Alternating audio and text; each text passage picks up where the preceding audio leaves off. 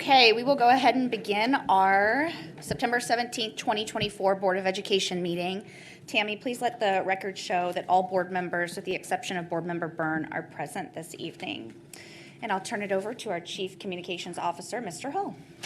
Thank you. Good evening, board members. Tonight, it is our honor to introduce a student representative from York Elementary School to lead the Pledge of Allegiance. Please welcome Annie Simpson, who is a third grader at York. According to Annie's principal, she strives to exceed the expectations that are set for York Eagles. She consistently uplifts others with her kind words and her thoughtful actions. She demonstrates respect for her classmates by encouraging them to strive for the very best. Annie also shows responsibility by committing to be a dedicated learner every day. If you were here to show your support for Annie, would you please stand so that we may honor you as well?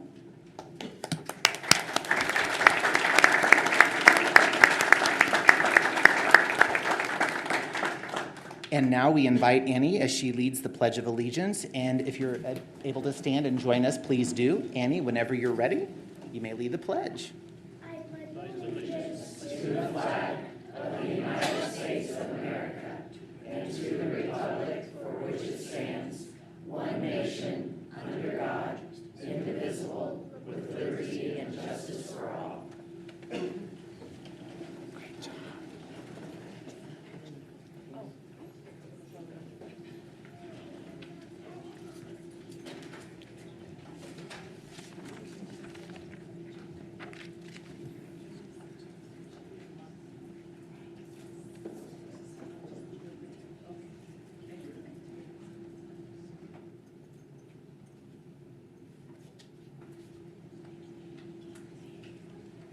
Good job, Annie.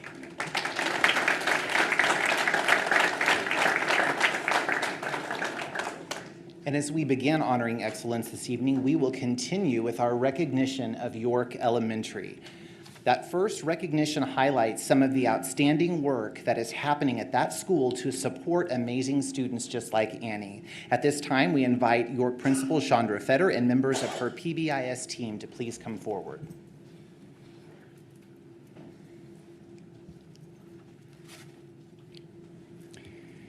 This is the 6th consecutive year that York has received a prestigious award from Missouri School-Wide Positive Behavior Support.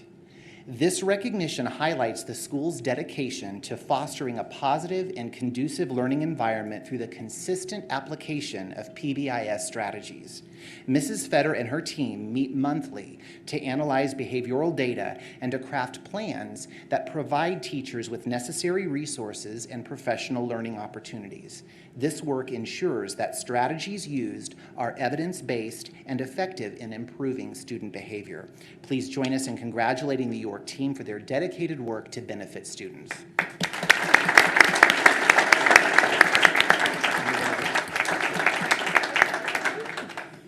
And Dr. Lathan and Ms. Kincaid, if you could come forward for a photo, please.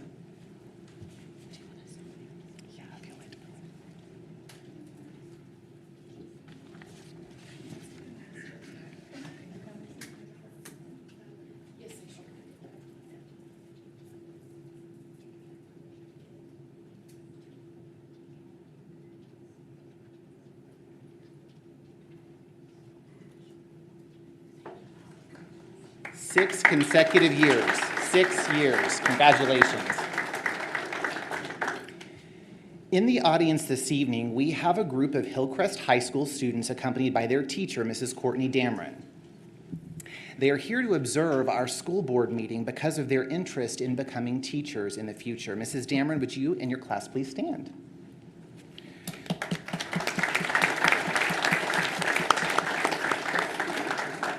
So those students are Hillcrest seniors who are participating in the College and Career Academy teaching pathway. They were interested in attending the meeting tonight because they are currently learning about the goals and the purpose of public education. So we welcome them to our meeting. Thank you. We'll now shift and honor those who will be inducted into our Hall of Fame this year. In October, Springfield Public Schools will honor 2 outstanding graduates by inducting them in the 2024 SPS Hall of Fame. Each year, SPS chooses alumni who have achieved success in their profession, contributed to their community, or distinguished themselves in a way that makes them inspirational examples for current SPS students. The class of 2024 SPS Hall of Fame inductees are Billie Jean Cooper, community volunteer and mentor, and Dr. Denise Frederick, community leader and retired educator. They have each dedicated their lives to supporting and elevating others in their professions and through their volunteer work. Mr. Cooper is a 1968 graduate of Central High School and was employed for 28 years as a workforce development specialist who guided others in their journey to success. He has overcome many challenges and barriers in his own life, so he is dedicated to helping others realize their full potential. During his career, he was named Missouri's Workforce Development Professional of the Year.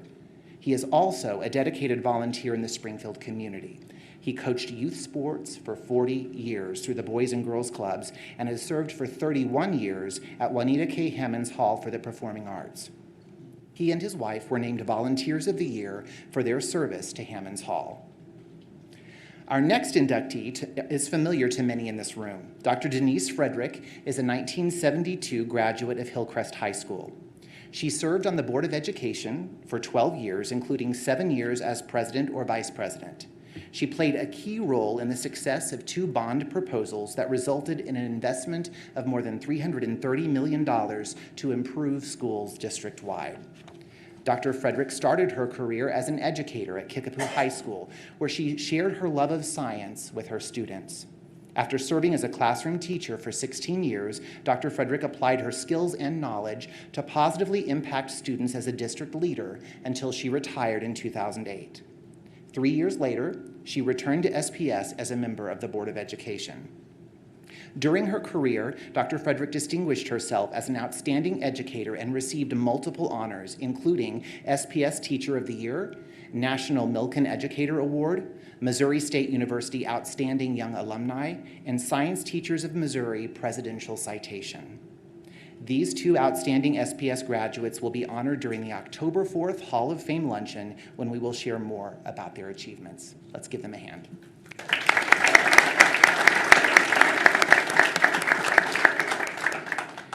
For our employee recognition tonight, we would like to highlight the work of our custodial, grounds, and transportation departments. These staff members play a crucial role in preparing our schools for the new school year and making sure that everything is ready for our students and our staff to return. Our custodial and grounds team not only supports the Explore sites during the summer, but they work to maintain our campuses and they deep clean all of our schools, including stripping and waxing the floors. That work was even more complex at 3 of our schools that received HVAC replacements this summer. Our transportation team also supported Explore students with bus service this summer, while they registered students and planned new routes in preparation for August. They also made time to conduct extensive training with drivers to ensure that students are safe while they are on the bus.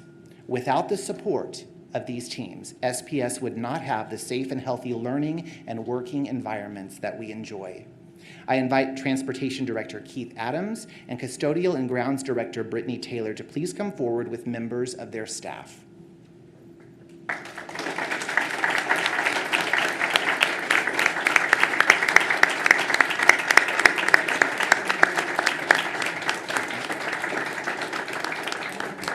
We'd also like to invite Sean Dilday, our Executive Director of Operations, please. So I'm going to talk a little bit more about each of these individuals. They are numerous individuals who contribute to the outstanding work that these teams do, but tonight we would like to take a moment to highlight a few for their very specific contributions. What I'll do is I'm going to ask each of you, as I call you individually, to step forward. I'm going to read a little bit about you, information that was submitted by your supervisors and department, and then we'll ask Dr. Lathan and Ms. Kincaid to have a photo with you as well. And then we'll take a group photo at the end. So let's start with Michael Still.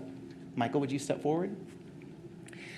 Michael is the custodian at Bissett Elementary School, and he answers calls every day with exceptional customer service and a friendly face. Regardless of the task, Mike accomplishes it with excellence. He takes pride not only in his building, but in any area that he is asked to help. If Mike is in the room, there is no doubt that all needs will be met. If you are looking for an employee who models the strategic plan daily, Mike checks the boxes. He ensures his building supports success-ready students by providing them with a quality learning environment. Thank you for your work.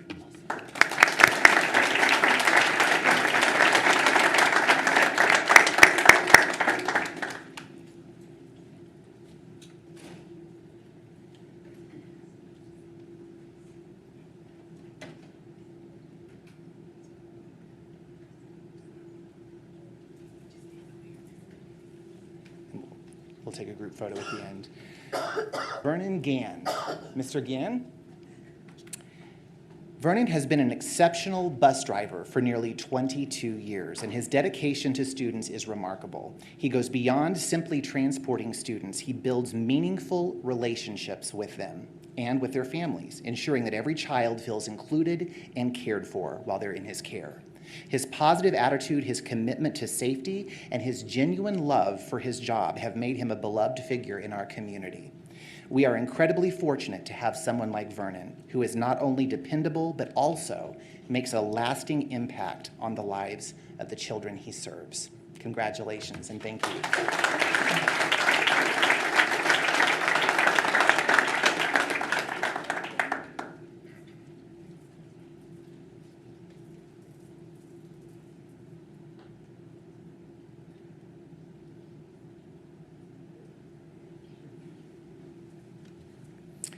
Next, we have Roseanne Hickey.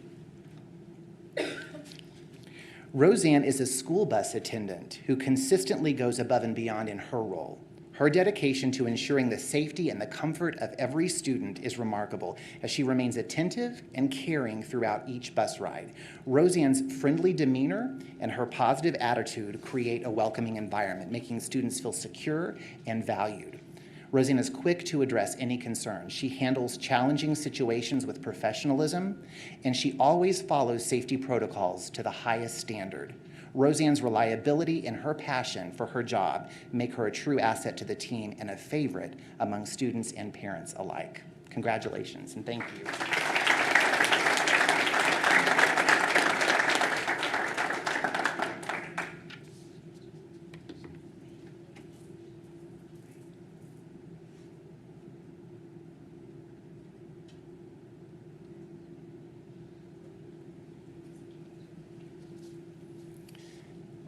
And lastly, we have Derek Smith. Derek? Derek is a groundskeeper who brings a wealth of knowledge from his prior experience in the golf industry. Derek takes the initiative to investigate and develop better processes. He continues to work to improve the district's athletic fields, and he ensures that our students are equipped with the very best. Derek is an extremely hard worker and takes great pride in what he does. He is always up for a challenge and willing to go the extra mile to ensure the job is done correctly. Thank you, and congratulations.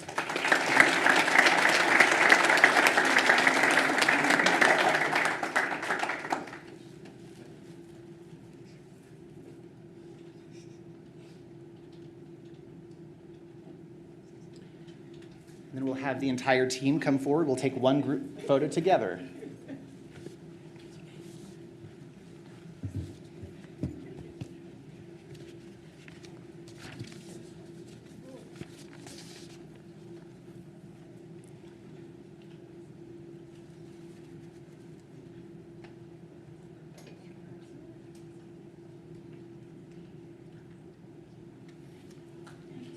Thank you and congratulations.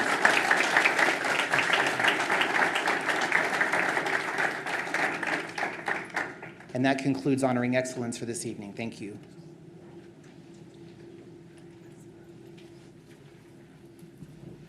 Thank you, Mr. Hall. That brings us to item 2.04 of our agenda, which is the approval of the agenda. I will entertain a motion that the board approve the agenda as presented. Motion from Board Member Mohammed Khani. Do I have a second? Second.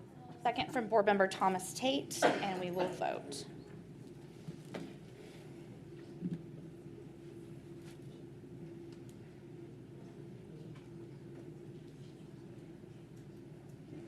There it goes.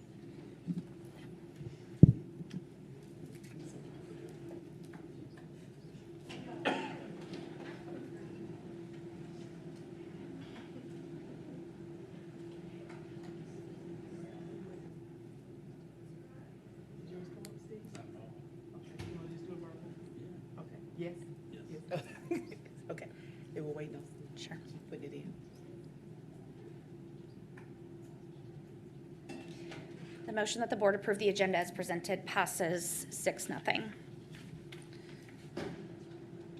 That moves us to item 3.01, public comments. The board allows for up to 10 speakers per public comment period. The board president will call on individuals in the order in which they signed up. Substitutions are not permitted. Each speaker will be limited to 3 minutes and will be timed by the board secretary. Comments must be acceptable for a business and family-friendly environment. Inappropriate language, gestures, or personal attacks will not be tolerated.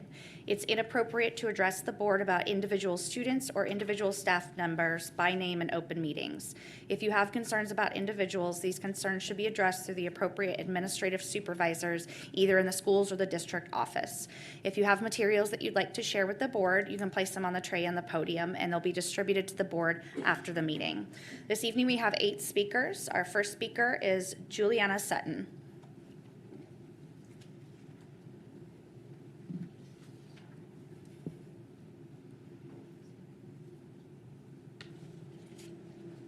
Hello, my name is Juliana Sutton. I am chapter president of Cherokee Middle School FCCLA. I would like to talk to you about the travel restrictions for middle schoolers. Currently, we are not allowed under any circumstances to travel out of state for school activities and competitions. First, I want to tell you about FCCLA. FCCLA stands for Family, Career, and Community Leaders of America. It is a national club for middle and high school students. Each semester, we hold a fundraiser or a community outreach project. We attend regional meetings held in Silver Dollar City. Our leadership team also attends a leadership conference in October. We also participate in STAR events. STAR events have 3 stages of competition. First is regionals. They are held at MSU and span over 1 day. State competitions are held in Lake of the Ozarks and spread across 3 days. Day 1 is our opening ceremony. Day 2 is competitions in what we call sessions. Each session teaches us real-world skills and things that we can apply to our future careers. For example, last year I attended a session about FCS education led by an actual FCS teacher, as well as a leadership session taught by a group of people from the military. Day 3 is our awards and closing ceremony. Nationals this year are being held in Orlando, Florida. That's why I'm here. We want to be able to participate. Second, let me tell you about my experience with FCCLA.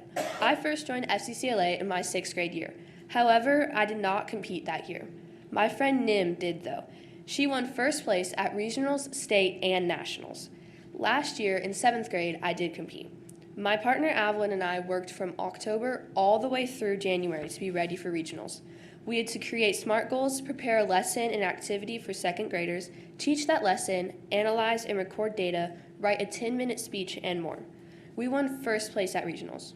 We then worked hard to revise and edit our project for state in March. We also won first place there. For us, this was a bittersweet moment. We were the best in our entire state. We had worked so hard, and now it was over. I had made new friends and strengthened bonds. I learned new things that I could actually apply to my real life. Third, I just want to say something about the people in FCCLA. They are hardworking and have amazing potential for the future. They truly earned their spots at nationals. I love working with them and am so thankful. In closing, we understand money is an issue, and we are willing to fundraise for ourselves. All we truly want is your support and to feel believed in. If you have any questions for me, email me at the address I'm leaving. Please consider our cause. Thank you. Thank you, Juliana. Our next speaker is Dr. Kyler Sherman Wilkins.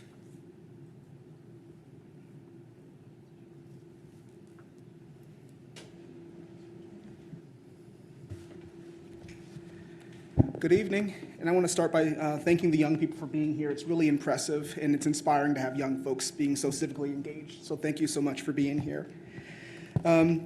So I have a couple of comments. So for decades, school boards have been seen as nonpartisan entities, focused primarily on the education and well-being of our students.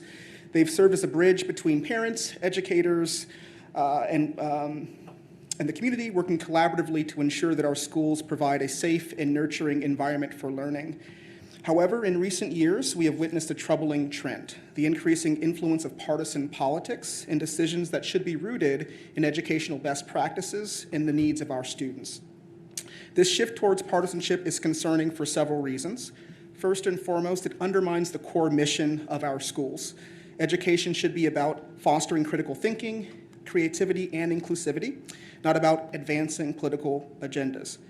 When school boards become battlegrounds for partisan conflicts, the focus shifts away from what truly matters, the education and development of our young people. Moreover, the rise of partisanship can lead to divisive policies that do not reflect the diverse views and needs of our entire community. Education is not a one-size-fits-all endeavor. It requires a nuanced understanding of the unique challenges faced by our students and families. Recent board members' actions and comments toward LGBTQ students, for example, would be a prime example of how personal ideology impacts the ability to do what is best for all students. When decisions are made through a partisan lens, we risk alienating segments of our community and creating an environment where some voices are prioritized over others. Now, I do want to reiterate what I said in an earlier meeting. We can have our personal political ideologies, we can have our party affiliations, that's fine. However, serving in leadership positions for political parties presents a clear conflict of interest. With one board member serving as GOP committee person for Missouri, and with another missing the first board meeting of the academic year in an attempt to secure the GOP chairship for Greene County, we now have at least 2 board members with clear aspirations to serve in partisan leadership positions. In my opinion, these board members need to make clear whether they agree with their party's platform to dismantle the Department of Education, or their party's position on taxpayer-funded vouchers for private school, which clearly undermine our public schools. The public also deserves to know their priorities. Are they serving to better our schools, or are they attempting to use this position as a springboard for other more partisan positions? I would also encourage this board to think carefully about whether we want to normalize clear partisans serving on a nonpartisan board. To normalize this is to dismantle one of the few nonpartisan institutions that we have left. Thank you. Thank you, Tyler. Our next speaker is Carl Hurd.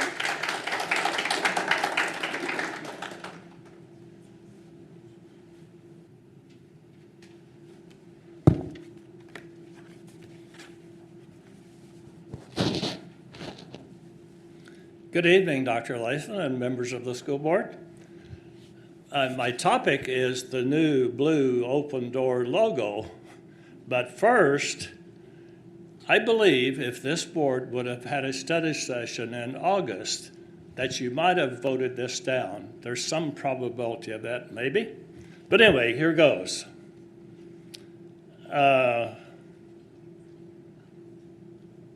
are some fatal flaws in this logo. You were given design costs of $85,280. Were you given estimates of the total cost of implementing this, or was it a blank check? What is the cost of installing logos on maintenance vehicles and police vehicles and others? Number 2, what is the cost of multiple logos on over 50 buildings? Number 3, what is the cost of all printed materials, banners, web graphics, letterheads, lanyards, and virtual graphics? Number 4, what is the value of all employees' time to implement this logo? Note, this took employees away from the business of educating kids. 5, what is the value of all obsolete materials which must be discarded? This board could have used this money to provide free lunches for students. Which is the better use of taxpayer dollars? A new logo or free lunches for students? This open door would invite, among other things, litter boxes in bathrooms. Is that SPS? Number 2, a VP candidate wants tampons in boys' bathrooms. Is that SPS? How about DEI? Is that the open door? How about going woke? And there's one so controversial, I will not mention it. Instead of an open door, what does SPS stand for? You have a strategic plan. An open door will have unintended consequences. You must stand for something or you will fall for anything. Reverse course. Do not waste any more taxpayer dollars. SPS is the opportunity, not an open door. Close the door. Thank you. Thank you, Carl. Our next speaker is Nymeria Ray.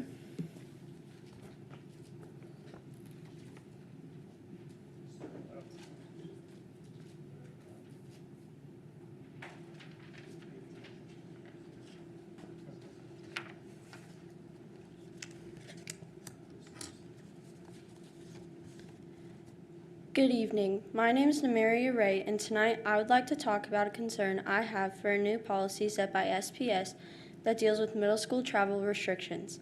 The policy states that middle schoolers may only attend in-state competitions and may not advance to nationals. I was here last month, but tonight I would like to dive deeper into how national competitions influence students and how FCCLA has impacted me. When I first began FCCLA in my 6th grade year, I could not talk in front of people. Now I've won first place at nationals and I've spoke in front of you guys 2 times. FCCLA has taught me how to create bonds with students and advisors, overall acquire new skills and gain confidence, as well as allows growing opportunities such as learning more about FCS and other skills for the real world. I've had so much fun learning about those around me, meeting so many new people, and connecting with them more as I step in as our chapter vice president. Next, I'm not only asking to change this policy for FCCLA, but for all middle schoolers.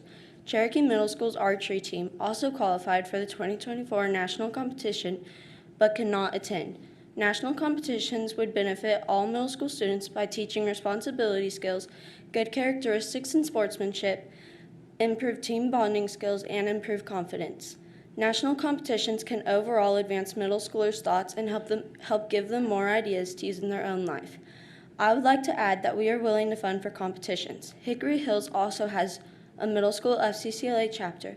Just imagine if Cherokee could work with Hickory to help fundraise for national qualifiers. Both FCCLA and middle school archery teams have made qualifiers for nationals. For many schools, these organizations are fairly new. However, we are already limiting them and not allowing them to take their work farther. If you allow us to start a booster club, we are willing to raise funds and be SPS sponsors for all national qualifiers. Lastly, I would like you to think about if you were our age and accomplishing all these things. You'd want to be allowed to continue your journey and expand your thoughts and horizons, right?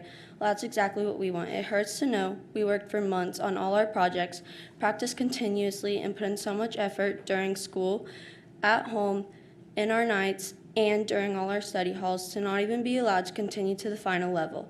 To recap, I believe national competitions allow multiple positive opportunities and influences on middle schoolers no matter what they're competing for, and we are willing to fundraise for competitions. If you have any further questions, feel free to contact me at the email I will be leaving. Thank you for your time and being here today. I hope you have a great rest of your night. Thank you, Nymeria. Our next speaker is Evelyn King.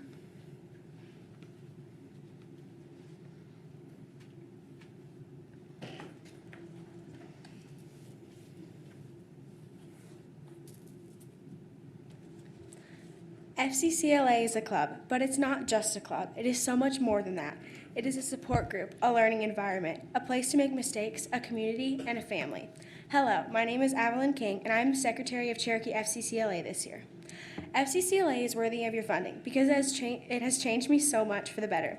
It has helped me grow in so many ways, and I have learned a lot from FCCLA, like how to help the community and how to become an effective leader, and so much more. And we would learn even more if we were allowed to attend nationals. Speaking of that, we were very upset to find out that our district wouldn't let us go to nationals. I wish we could get funding because it really would be an incredible experience. Even if we can't get funding, I wish that we could at least fundraise on our own. Since we're a public school, not everyone is in the same financial situation. So we could give everyone an equal amount of money from our fundraising. This way, no one has to miss nationals because of finances. FCCLA is an acronym for Family, Career, Community Leaders of America. In a few years, we are going to be the ones working and leading in child services, foster care systems. We're going to be the people making the community a better place. And we'll be picking a career path. And FCCLA, especially STAR events, helps us prepare for that. In Cherokee's first year as a chapter, we had 2 projects that were the best in the nation. This year, we had 6 qualify for nationals. We could have had our district known on the national level for best project, but now we will never know. It would have been a great district pride if our name was at the top at nationals. For star events, me and my friend Juliana did a Focus on Children Star Events project. Here's our board. We won first place at state and moved on to nationals. We had an impact. We got to go to a second grade class and teach them how to wisely save and spend their money. We had an impact on the kids because money management is not something that's always taught in school, especially not at the younger age. And we don't know the kids' family life or situation at home. They may not have had someone to teach them this necessary skill.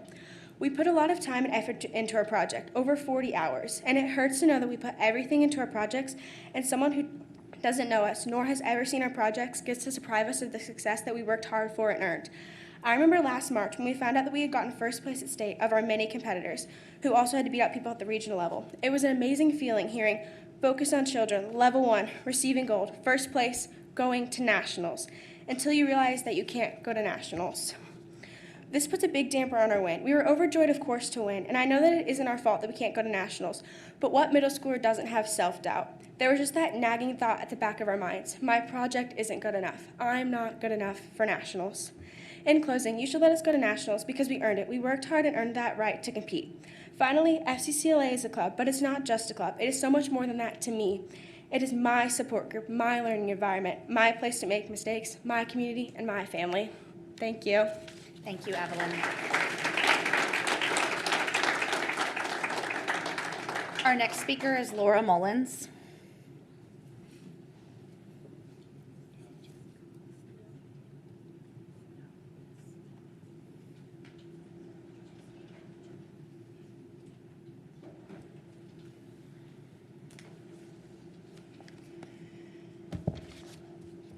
Okay. Good evening, board members. Tonight, I'll start with a question. What do Walmart, McDonald's, Prime Trucking, Phoenix Home Care, Starbucks, Amazon, Aldi, and Quick Trip all have in common? These are just some of the employers in Springfield considered the best of 2024 by Forbes, Glassdoor, and Indeed, far outscoring Springfield Public Schools. Even within a platform like Niche, the market leader for school reviews, SPS scored 11th out of 15 public school districts in the Springfield area as best to teach in. Let's take a look at the district numbers. They are grim. Based on board documents, 616 employees left SPS last year. This is 153% higher than the previous year and unheard of historically. This includes 318 educators, more than 4 times the number who left during COVID, and 345 support professionals, almost twice the norm. The HR team has done a great job filling most of these positions, but this amount of turnover cannot be maintained, nor is it what's best for the students. You have to ask yourself, what are these companies doing to retain their employees and keep them satisfied that SPS is not? While we appreciate the district allowing employees to share feedback through thought exchange, it means nothing if the concerns are not addressed. With the results of the fall thought exchange, you will see a similar theme from the spring results. Employees feeling disrespected, micromanaged, and overworked. From teachers having to spend their coveted plan time cutting and pasting district-provided lesson plans into templates to submit to their principals each week, to telling staff members how to dress every day, to added expectations with nothing taken off their plates nor any time added to allow them to accomplish them. They simply cannot, and many are demonstrating they will not, take any more. No job is worth sacrificing a person's mental and physical health. I'm leaving copies of the comments ranked 4 stars or higher for your review. I encourage you to take the time to read them. For the past 2 years, SNEA has tried to address these issues with the board and district administration, and even warned about a mass exodus of staff if things did not change. Yet here we are. The employees are suffering, and in turn, SPS students will too. However, SNEA does believe this can be turned around with a meaningful listening and intentional collaboration between this board, the superintendent, and SNEA, the elected representative to be the voice of the employees. We look forward to working together toward a better SPS. Thank you. Thank you, Laura. Our next speaker is Chelsea Eli.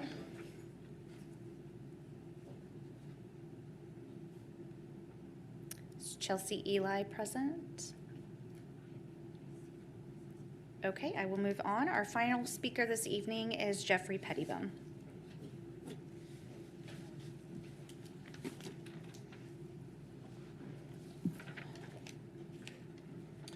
Good evening. I'm Jeffrey Pettibone, the Missouri State Teachers Association, MSTA President for Springfield. After the outpour of concerns regarding the two separate extra duty salary schedules, Springfield MSTA extends its sincere gratitude to the Springfield Board of Education for its recent decision to support all staff members by implementing a unified extra duty salary schedule. By honoring the original offer and providing a consistent increase across the Board of Education has demonstrated a strong commitment to fairness and equality in compensation. This decision ensures that every staff member, regardless of their position or membership in a bargaining unit, benefits equally from the salary adjustments. We appreciate the Board's dedication to recognizing and valuing the hard work and contributions of all staff members. Thank you to the Springfield Board of Education for this positive step towards a more inclusive and equitable compensation structure. Thank you, Jeffrey. That concludes our public comment portion of the meeting and moves us to item 4, our consent agenda. I'll entertain a motion that the board approve consent agenda items 4.01 through 4.04. I make that motion. Motion from Board Member McCoskey. Do I have a second? Second. Second from Board Member Thomas Tate. And we will vote at this time.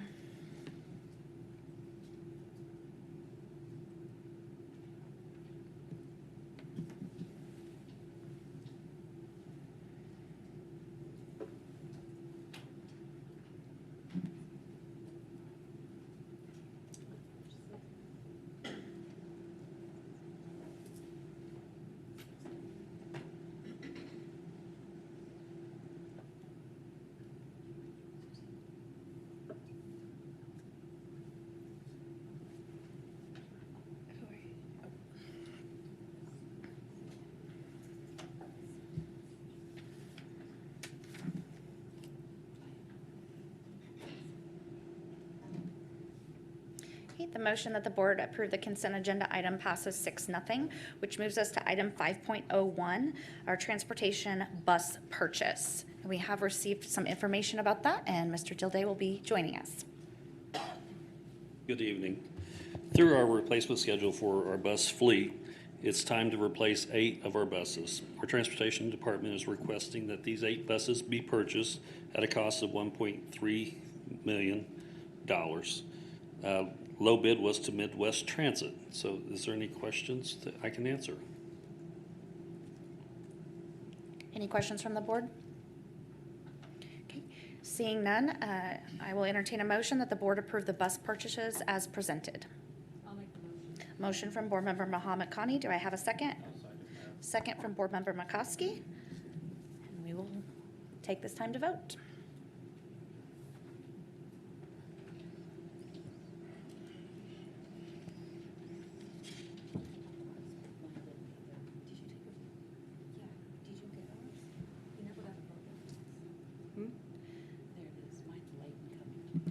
Yours didn't pop up? Okay. Maybe it did, I don't know. Are you certain of that?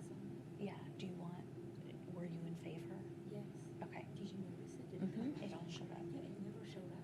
How strange. Okay. Okay. It did show up, but you are affirmative? Yes. Okay. It did show up that way. It did what? It did show up that way. The motion carried 6-0. Yeah, I just was Okay. processing that. I'm like, okay. Thank you. The motion that the board approve the bus purchases as presented passes 6-0. That brings us to item 5.02, the Glendale High School stormwater easement. Yes, there's a request from the city of Springfield for an easement for a stormwater operation and maintenance agreement.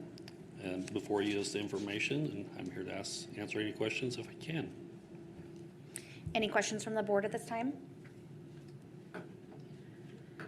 Okay, hang in there with me. This is a long motion. Do I have a motion that the board authorize and approve granting a stormwater operation and maintenance agreement easement at Glendale High School to the city of Springfield, Missouri? President of the Board of Education is authorized and directed to execute the easement on behalf of the district. I'll make that motion. Motion from Board Member Thomas Tate. Do I have a second? I'll second it. Second from Board Member Muhammad Khani. And and we will vote.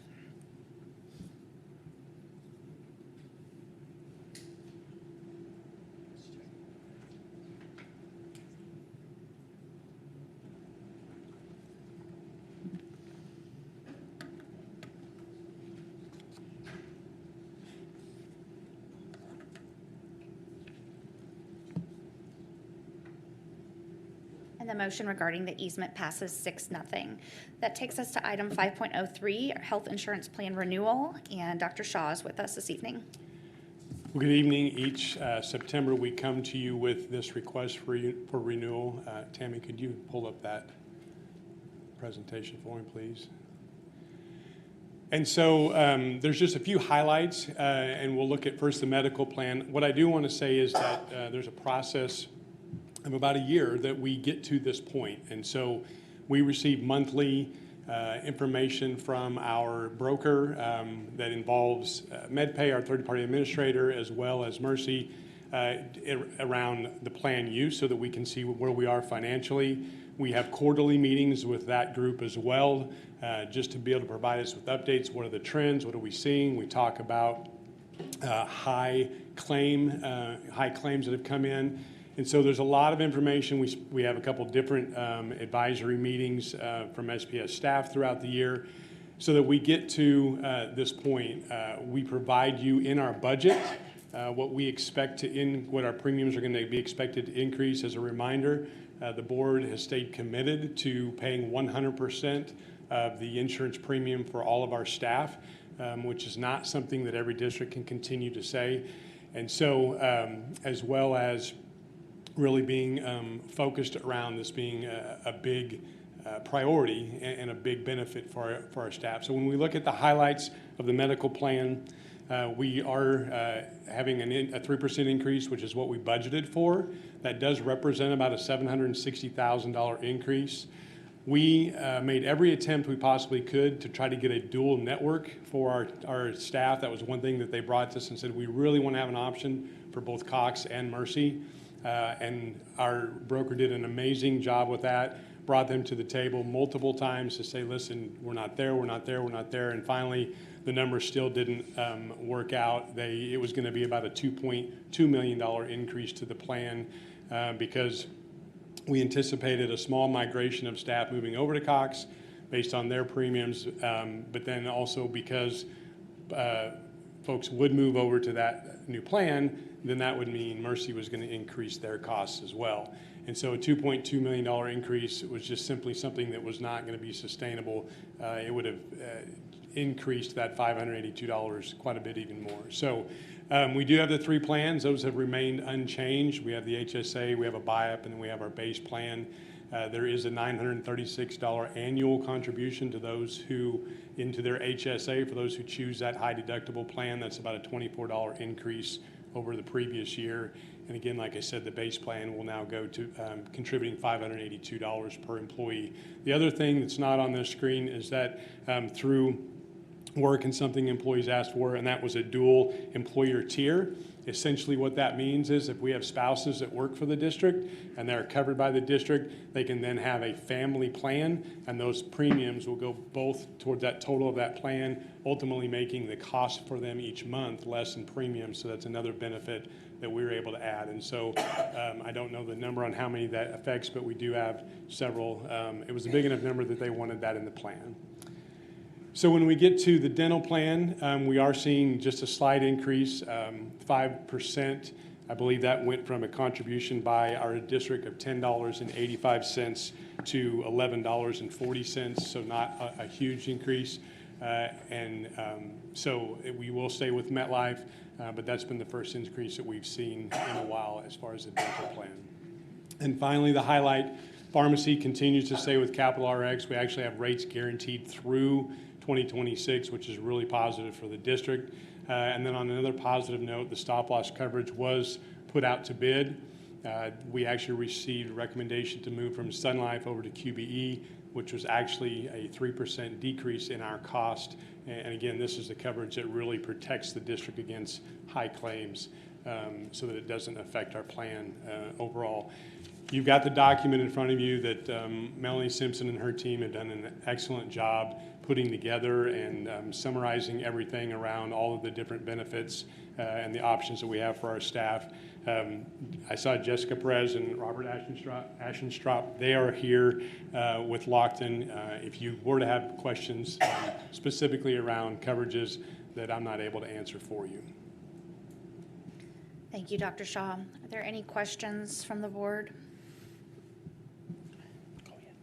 I was going to make a comment, Travis, just to say that the proposal that's put before us is a really good one. Having had a chance to look at other school districts and other plans, this is a really, really positive move for our for our staff and our teachers, and I'm just very pleased. Yes, if I may, just a quick question on that dental plan. I think I've asked this last before, and I just don't remember. The dental plan, is that a 2-year contract? Is that correct? That's a good question. Or is that just an annual renewal?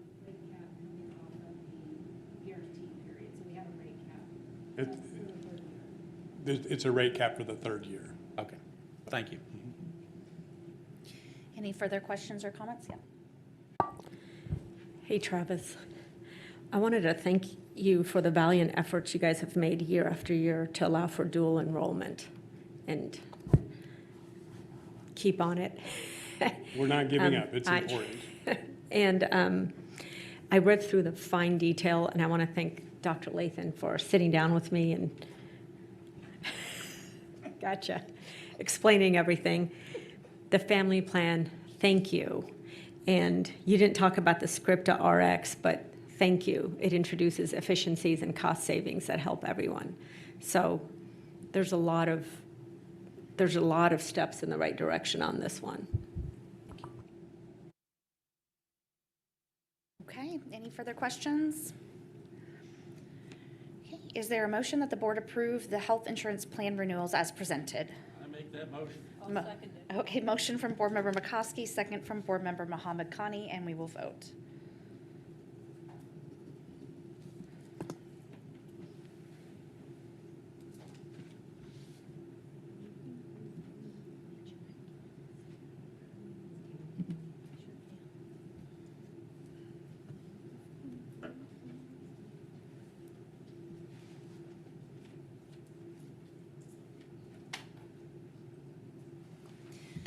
The motion that the board approve the health insurance plan renewal passes 6-0, which brings us to our 2023 bond project updates. Item 6.01, construction manager at risk. So on August, I believe 28th, 2016, Missouri law changed, and then I started allowing public entities to use the construction management at risk delivery method for school construction projects. The first step in that process is that we must notify our Board of Education at a public regular meeting that we have the intent to move forward with this delivery method. So this is our notification publicly that we plan to utilize this CMR method with the Pershing construction project, which is estimated at $46.68 million. So what is this? Just as a reminder, we did do 3 projects with this delivery method on the 2019 bond issue: Hillcrest High School, Williams Elementary, and York Elementary. We utilize this method. Essentially, it allows us to deliver this project within a guaranteed maximum price, which is what will come to you once we receive all of the bids after design is completed, but it looks a little bit different than what the regular, the hard bid or design bid build process. So these are the methods of delivery for construction. We can use a CMR, we can use design bid build, and we can also use what's called design build, which is not something that we have used at Springfield, but it is now allowable by law for public entities. So this is the model that you are probably more used to seeing, where we call it the design bid build or the hard bid. This is essentially, we hire the architect, they draw up the plans, they put that out to bid, we get a single bid from different contractors, and then the bid is awarded to the lowest responsible bidder.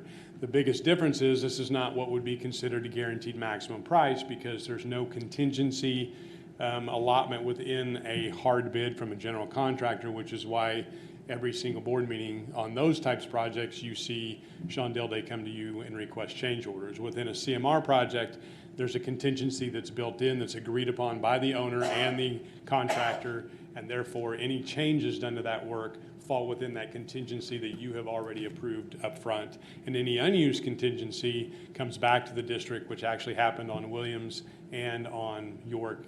Several $100,000 came back to the district on both of those projects.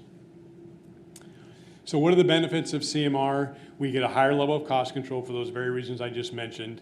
The CM, when we hire them up front, they are the owner advocate. They work right alongside the architect and the owner.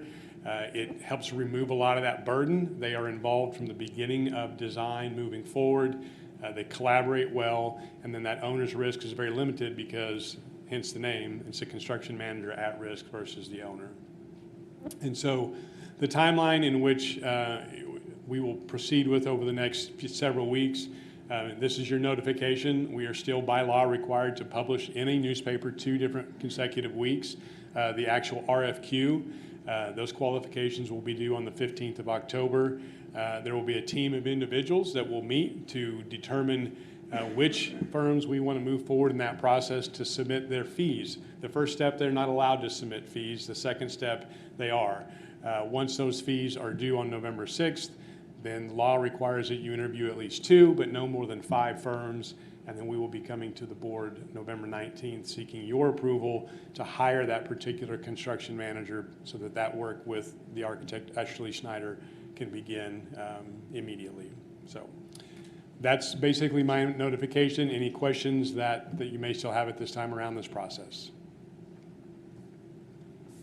Okay, thank you. Thank you, Dr. Shaw. That brings us to item 6.02, the Wilder Classroom Addition construction bid. And Mr. Dilday is back with us. Back again. So we did seek bids for the Wilder Classroom for Classroom Addition. The low responsible bidder was Croslands at $1.747 million. I'm asking for approval to move forward with this project. Okay, there's been a motion from Board Member McCoskey that the board approve the construction bid as presented. Do I have a second? Second from Board Member Provance. There's no questions, then we will vote.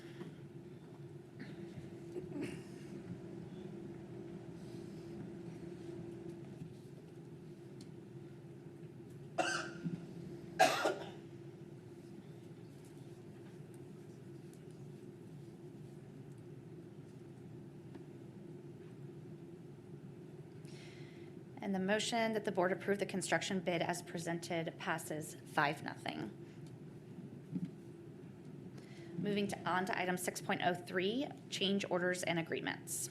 So in your board packet this evening is the standard change order and agreements. Few items listed, so if there's any questions, I'll be glad to answer those questions at this time. Are there any further questions from the board? Okay, seeing none, is there a motion that the board approve the expenditures as presented? So moved. Thank you. Board Member Thomas Tate made the motion. Do I have a second? Second from Board Member Provance, and we shall vote.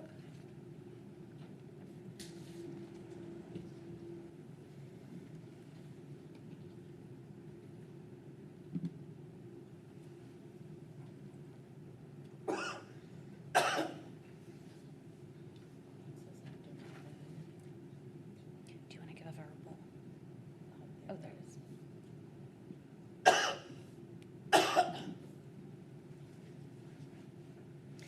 The motion that the board approve the expenditures as presented passes 5-0. And that leads us to superintendent's update. Thank you, board members. Last week, it was an exciting time in SPS. We celebrated the ribbon cutting for 2 of our storm gymnasiums, Wilder and Watkins Elementary Schools. Next Tuesday, October 1st, which next 2 weeks, we have Pittman Elementary scheduled for 4 p.m. So once again, thank you to our community for supporting Proposition S. Also, last Friday, we celebrated over $235,000 being donated back in our back to school grant grants by the Foundation for Springfield Public Schools. Thank you to Natalie Murdoch and the Foundation for their support of our campuses. 80 grants were awarded to 40 SPS schools. Once again, it was $234,440. Friday, September 27th, will be our next Principal for a Day. We have over 50 community leaders that will be out in our schools, finding out what it's like to actually run and operate a school. So they'll be with our principals, and thank you to those community leaders for supporting us.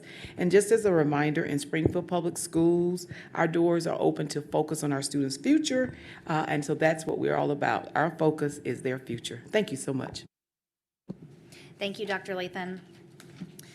That takes us to item 8.01, board comments. Are there any board comments this evening? Okay. Do you have any? Doesn't matter. I have a few. I'm always reminded as I sit in these meetings, whether it's closed session or reading emails or meeting the public at an open board meeting, I'm always reminded, especially with each presentation, of how hard our employees work. And we are off to a good beginning here in Springfield Public Schools. I'm very proud of that and very pleased with it. It doesn't happen by accident. Again, as I've often said, we're not perfect in everything we do, but people really are trying very hard to meet the educational needs of all of our students and our families in our wonderful community. The open houses have been occurring. The fall sports season is underway, which is always fun as a former high school employee. But it's just never lost on me how hard it is that people are working. And if somebody would just make me queen for a day, I would make every single day Staff Appreciation Day in Springfield Public Schools. It is an incredible place to be affiliated with, to work, and for our students to learn in. So thank you to everyone sitting at all of the tables and watching on stream or however you do it. Read about it in the Daily Citizen or the News Leader. But thank you, thank you, thank you for everything. We truly appreciate it. It's a balancing act, we know that, and but people are trying very hard. So thank you.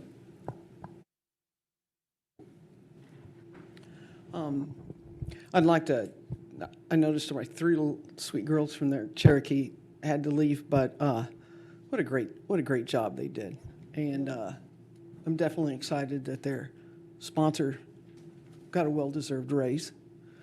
I'd like to thank the administration for pushing for that. I'd like to thank the school board for voting that coaches and activity sponsors got a raise. And Mr. Pettyjohn, I want to thank you for recognizing that we made sure that it was fair for all teachers. I'd like to comment on the beginning of the school year. It's a very exciting time of the year, graduation at the end of the school year, and then the start of the school year. It's always a very positive time. And the new safe rooms that we opened up at Wilder and Watkins, and I can hardly wait for Pittman. Those are great buildings. Those kids in those schools are so excited. It means a lot to their future. And when you think about the building improvement, you're going out, that's the next 100 years. So we're going to have lots and lots of future generations benefiting from that. I'd like to thank Travis and his team and everyone that collectively worked out the insurance. That's important to teachers. And I know that there are some outlying school districts that are very envious of what we can provide for our teachers. I want to thank everyone that was involved in such a positive start for the school year. And I would like to take just a few minutes to talk about why I feel that our phone policy can be very, very successful. I wanted it to be a procedure and not a policy. I did not want to have a teacher or anyone be in the wrong light in a policy that carried great importance. When I talk to those in the public about the phone issue, I go, the phone is not the mortal sin. The phone is our students' future. It is essential. It does not need to be in the classroom. And our teachers should have them put those phones away. I don't want to spend the money to lock their phones down, and I don't want to take away from instructional time to take those phones away. I want it to be part of the discipline policy. Students, your future boss will tell you to be to work on time and to show up and work hard and follow directions. And when they tell you to put your phone up at work, you smile and say, that was a life lesson I learned in school. I want to make the phone policy a situation that we can help children accomplish self-discipline. Now, there's discipline with a consequence, and that's as good as you can put them in the corner and punish them.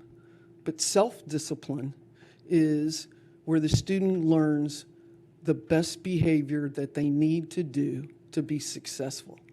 So I don't want a policy, I want a procedure, and I would love to hear how the feedback is beginning at the start of the school year. Are we doing what we thought that we were going to do? I always want to admire the teachers for the hard work they do. Trust me, I understand how hard teachers work. Their job is not 8 hours. If you want to know why teachers get burnout, it's because they can't take their kids off their mind when they go home. Loving those students is 24 hours. You wake up dreaming about them. So I know how hard teachers work, and I appreciate that, and I would compensate you in every possible way that I could. But I want to end. Congratulations, leadership team, and everyone who has made such a great start of the school year possible. Did you have anything? Okay, just a few comments here. The Watkins ribbon cutting was standing room only. So for the future ribbon cuttings, you've got a high bar to be. It was, all the ribbon cuttings were just fabulous. I loved the energy and just getting to celebrate those schools. So thank you for inviting us to be part of that. To the Cherokee women who spoke this evening, I know that you have left, but you are incredibly well-spoken and incredibly impressive. Thank you for coming to speak to, at the time it was 6 strangers that you don't know who sit here with blank faces. I know that that's not the easiest thing to do, but I appreciate your bravery and I appreciate your words and sharing with us this evening. And finally, thank you to the Hillcrest class who is here.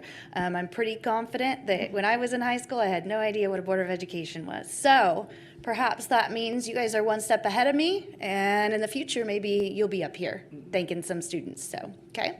All right. That moves us to the upcoming meetings. We will have a study session on October 8th, and then we will have our regular meeting on October 22nd. So those will be our October meetings. And at this time, I will entertain a motion that the board adjourn the meeting. Unless you want to stay here. Thank you. Board Member McCoskey with a motion to adjourn. Do I have a second? A second from Board Member Provance, and we shall vote.